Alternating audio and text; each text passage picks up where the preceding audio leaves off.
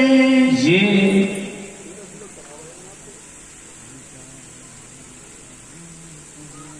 भगवान श्री कृष्ण ने कंस का भी उद्धार कर दिया और कंस का उद्धार करने के बाद में लौट करके अपने माता पिता के चरणों में प्रणाम किया। लौट करके माता पिता के चरणों में प्रणाम किया और नंद बाबा ने कहा, बेटा तुमने जो इस ब्रज के जितने भी गोपी ग्वाल सखा थे सबकी अस्सी को भगवान सबकी अस्सी को कंस ने छुड़ा लिया था। आज तुमने इनकी सबकी अस्सी को वापस करा दिया।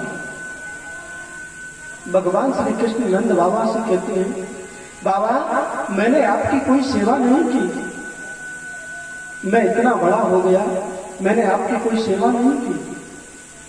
नंद बाबा कहते हैं, बेटा तूने सेवा नहीं की कोई बात नहीं, लेकिन तूने जो काम किया है वो सेवा से भी बढ़कर के है।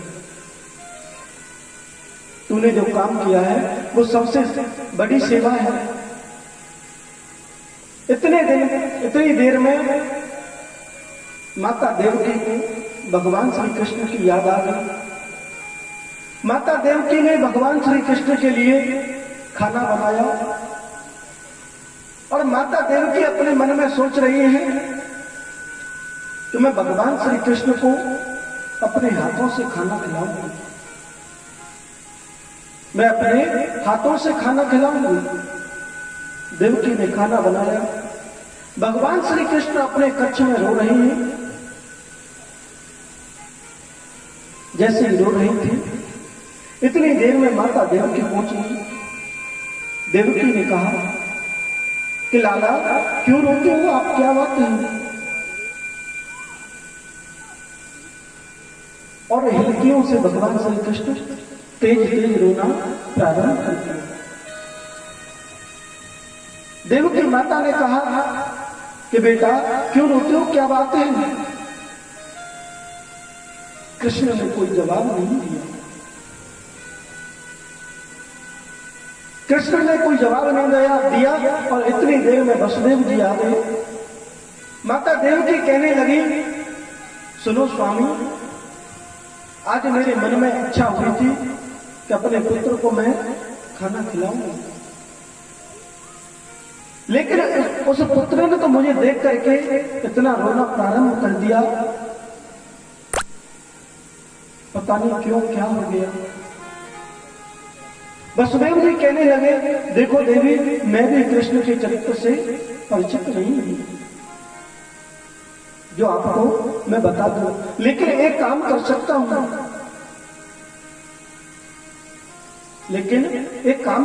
हूं, कि उद्धव जी जो है इनके मित्र हैं, मैं उनसे बोल करके पूछ लेता हूं कि कन्हैया को क्या दिक्कत है,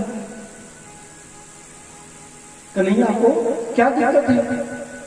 उद्धव जी आए और उद्धव जी ने जैसे ही भगवान श्री कृष्ण के कक्ष में प्रवेश किया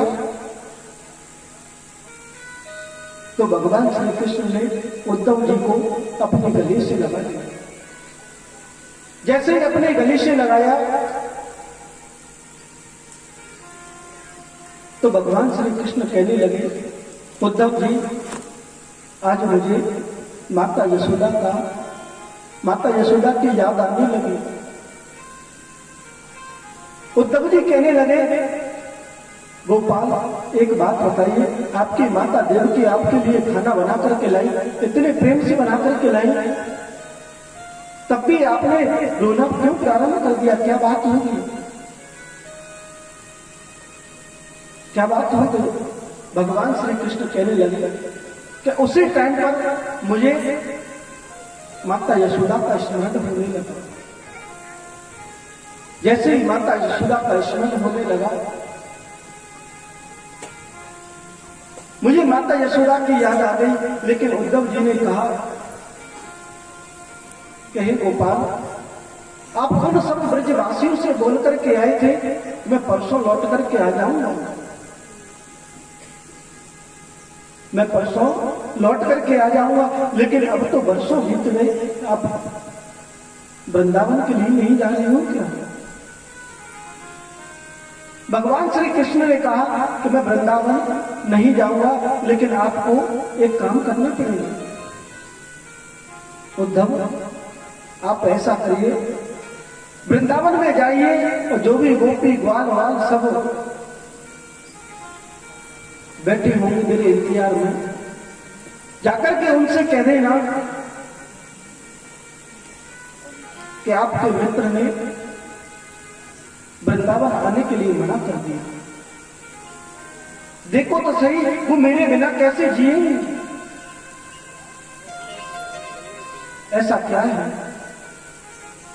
उद्धव जी ने वृंदावन के लिए रथ को तैयार किया। रथ को जैसे ही तैयार किया, गोपी ग्वाल वाल सब सड़क के किनारे बैठी हुई थी। जब सड़क के किनारे बैठी, सब गोपी ग्वाल वाल पहुंच गए और उन्होंने जाकर के उस रथ को घेर लिया। हमारा कन्हैया आ गया, हमारा कन्हैया आ गया।